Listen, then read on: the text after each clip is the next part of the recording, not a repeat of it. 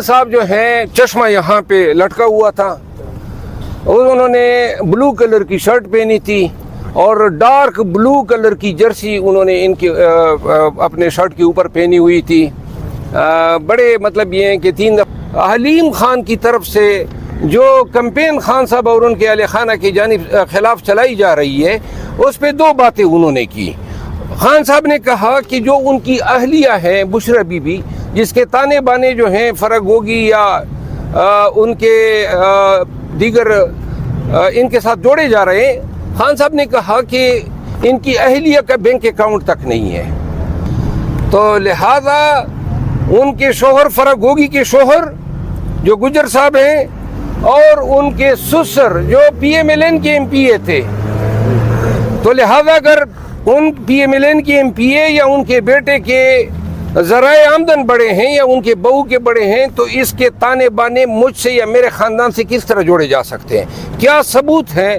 اگر جوڑے جانے چاہیے یا اس نے این او سی لیے ہیں تو ان این او سیز کا مستفید ہونے والا پی ایم ایل این کا ممبر پارلیمنٹ تھا صوبائی اسمبلی کا.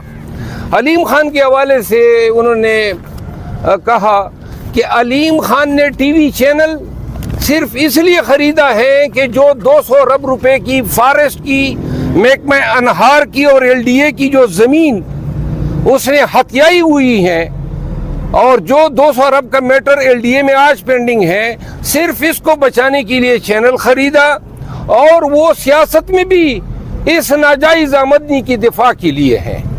تو انہوں نے کہا کہ قوم کو ایسے مکروہ چہروں کی سمجھ ہونی چاہیے، نہ اس کا سیاست میں کوئی منشور ہے نہ کاز ہے، اور لہذا یہ اپنی جو قبضہ شدہ زمینیں ہیں ان کو ڈیفینڈ کرنے کے لیے اس نے ایک طرف سے میڈیا کی ایک چینل خرید کے سپورٹ لیا ہوا ہے اور دوسری طرف جو ہے وہ سیاست میں موجود ہیں.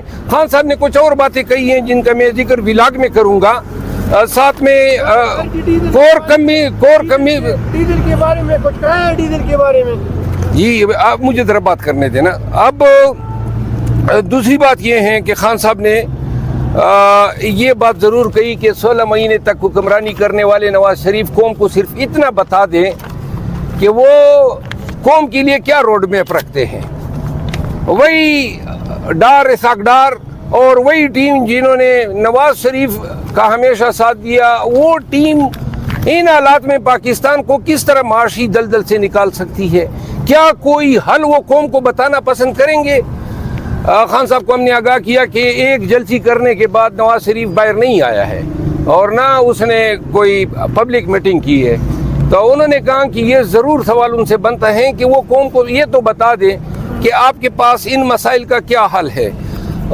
خان صاحب نے جو ہے آپ نے کہا کہ آپ الیکشن لڑ رہے ہیں، تو آج اعلان کر رہے ہیں کہ آج سے آپ الیکشن کمپین اور آپ کا حلقہ کون سا ہوگا، کہاں سے الیکشن لڑ رہے ہیں؟ خان صاحب نے تو مجھ سے پوچھا کہ جی آپ کو پارٹی نے کہا ہے، میں نے کہا جی مجھے پارٹی نے کہا ہے، تو اس نے کہا ٹھیک ہے پھر آپ کو لڑنا چاہیے. تو خان صاحب کی خواہش ہے، میرے لیے حکم کا درجہ رکھتا ہے، تو جو بھی پارٹی جو بھی حلقہ دے گی میں اس پہ. اچھا سر، رانا ثناء اللہ صاحب نے کل ایک بیان دیا ہے کہ عمران خان کو جیل کے اندر باقاعدہ طور پہ دوائی دی جا رہی ہے. یہ ایسی بات کوئی سپلائر ہی کر سکتا ہے، اگر وہ سپلائر ہیں تو پھر تو شاید اس کے پاس ہوں گے کوئی شہادت. صاحب بھی خان صاحب سے ملاقات کرنے گئے، آپ دونوں کی اکٹھے ملاقات ہوئی یا علیحدہ علیحدہ ملاقات؟ نہیں، ملاقات کے وقت وہ موجود تھے. تو کیا صلح صفائی ہوئی ہے کوئی آپس میں؟ صلح صفائی میں نہیں کرتا ہوں. خان صاحب کی صحت کے حوالے سے کیا کہیں گے؟ صحت کیسی تھی اور ان کا کانفیڈنس؟ خان صاحب جو ہیں چشمہ یہاں پہ لٹکا ہوا تھا اور انہوں نے بلو کلر کی شرٹ پہنی تھی اور ڈارک بلو کلر کی جرسی انہوں نے ان کے اپنے شرٹ کے اوپر پہنی ہوئی تھی.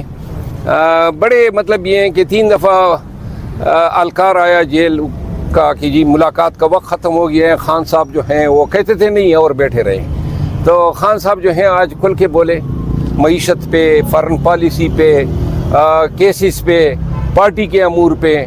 ایک بات انہوں نے کہی ببانگے، انہوں نے کہا سب کو پتہ چلنا چاہیے کہ پاکستان تحریک انصاف کے تمام ٹکٹ عمران خان دے گا، کوئی اور شخص کے پاس اختیار نہیں ہے. لہذا یہ سب کو کلیئر ہونی چاہیے کہ ٹکٹ کوئی نہیں دے سکتا ہے سوائے عمران خان کے، اور ٹکٹ جو ہے میرٹ پہ دیے جائیں گے. جو اشخاص دوسری پارٹیوں سے پاکستان تحریک انصاف میں اتار رہے ہیں اس حوالے سے خان صاحب سے بات ہوئی کہ کیا اگلا لائحہ عمل یا خان صاحب نے آپ کو کہا ہو کوئی ایسا کرائیٹیریا؟ میں نے 5 نام سبمٹ کیے جو آ رہے ہیں. ایک شخص کے حوالے سے خان صاحب نے کہا کہ مجھے یہ نہیں چاہیے. ان کی توہین نہیں کروں گا, پبلک میں اس کا نام نہیں بتاؤں گا.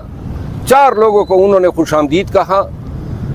میں نے انہیں یہ بھی کہا کہ لوگ غیر مشروط طور پہ آ رہے ہیں, لیکن پارٹی میں کچھ لوگ اپنے ان نئے آنے والوں کو اپنا پارٹی میں حریف سمجھ کے شاید کچھ مزاحمت کریں. تو انہوں نے کہا کہ کے پی کے حوالے سے علی امین خان کا جو فیصلہ ہوگا وہ حتمی ہوگا اور میں پارٹی ڈسپلن الیکشن لڑیں گے.